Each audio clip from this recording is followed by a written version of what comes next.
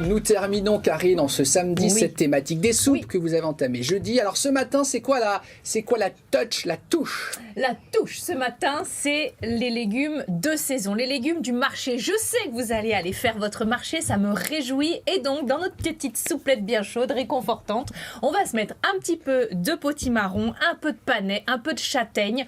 Une soupe quand même qui tient au corps. Donc potimarron, Karine, vous avez des gros bras, des muscles, hein. Parce que pour couper le potimarron, c'est dur, moi je trouve. C'est le moins difficile. Pourquoi? Parce qu'on garde la peau. Donc comme ça, on s'embête pas. Ah, alors parce que c'est la peau qui est compliquée à enlever. Et là, on s'embête pas. On garde la peau. Vous allez voir pourquoi. Parce que la saveur, on l'aime bien. Petit goût de châtaigne, petit goût de noisette. Et puis une texture très douce, très onctueuse. Donc ça se marie bien dans les soupes. On y va? Pour réaliser notre soupe de légumes d'hiver avec des petits pignons dorés, vous aurez besoin de potimarron, de panais, un oignon, du bouillon de légumes, des petites châtaignes cuites, de la crème fraîche liquide, des lardons, une poignée de pignons de pain et puis des cébettes. Alors évidemment, tout comme les 2 jours précédents, on commence avec un oignon. On épluche cet oignon. Je vous le disais, jeudi, vous pouvez directement couper l'oignon avec la peau et ensuite enlever la peau. Vous voyez, parfois c'est plus simple pour certaines personnes. D'accord. On va couper ça en petits morceaux et puis dans une cocotte, eh bien, vous allez mettre un petit peu de matière grasse et rajouter votre oignon découpé. Alors ensuite, on va s'occuper évidemment du légume le plus important, le potimarron. Donc bon, il faut prendre un grand couteau et une fois que vous l'avez coupé en 2, finalement, vous coupez des petits morceaux et comme vous gardez la peau, vous voyez, c'est vraiment pas compliqué. Je trouve que voilà, ce cucurbitacé est plutôt maniable. Donc vous allez le couper en petits morceaux et ce sont ces petits morceaux qu'on va rajouter. Vous voyez, quand il y a cette belle couleur là, c'est que c'est riche en bêta-carotène. Ça veut dire quoi? Ça veut dire qu'il y a des antioxydants là-dedans, naturels. Voilà, on va rester jeune, frais et beau avec ces bons légumes. Le panais, le voici. Alors le panais, je ne sais pas si vous connaissez ce légume racine qui a été un petit peu mis de côté, qui revient depuis un petit moment d'ailleurs au goût du jour. Vous allez l'éplucher.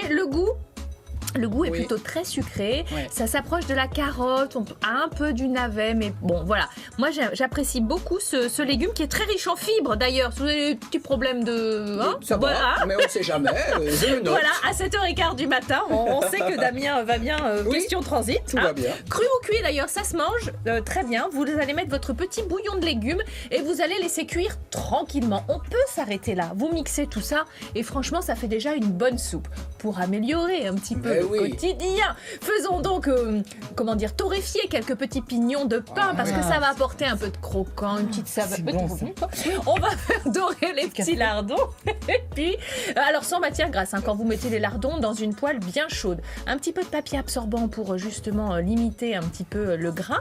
Vous allez donc mixer avec le plongeur à soupe ou alors vous mettez ça dans un... Oui, alors là aussi j'en mets partout moi.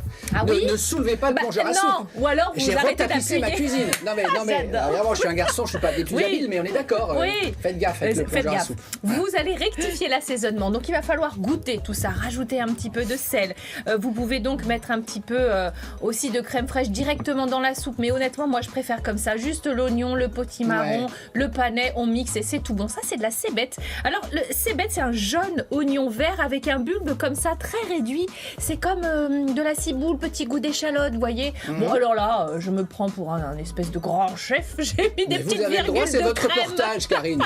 Voilà. Vous êtes ici chez vous, moi, finalement. Voilà. Vous mettez un petit peu de crème fraîche pour la déco, c'est vraiment facultatif. Et puis sur le dessus, donc on l'a vu, j'ai mis des châtaignes parce que ça se marie super bien. Donc châtaignes, les petits lardons, les pignons, la cébette pour la fraîcheur. Et là, vous avez une soupe vraiment reconstituante, très, très, très, très savoureuse. Et puis, vous savez, on peut faire chabreau. Une fois que vous avez c'est mettre un petit peu de vin rouge dans votre assiette et puis boire avec le bruit qui va bien directement dans l'assiette. Évidemment, avec modération, le vin en chabreau, on est d'accord. Le CSA, on vous salue si vous le regardez. Vous regardez des bons programmes le samedi matin, c'est très bien. Et une bonne soupe. Est-ce qu'on a d'un mot, on redit donc jeudi, vendredi? Alors oui, jeudi, on a commencé avec un velouté d'endives. Pourquoi? Parce que les endives, on n'y pense pas. Et quand elles sont un petit peu flétries ou qu'elles ont un petit peu le bout vert, ça veut dire qu'elles ont vu la lumière. Donc velouté d'endives. Hier, soupe.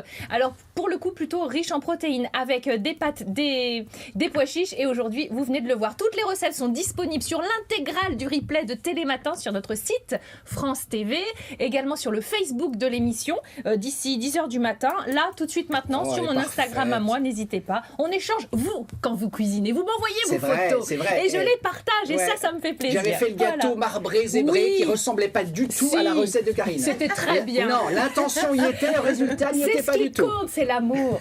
Bah oui, ça c'est vrai. Merci beaucoup, chère Karine.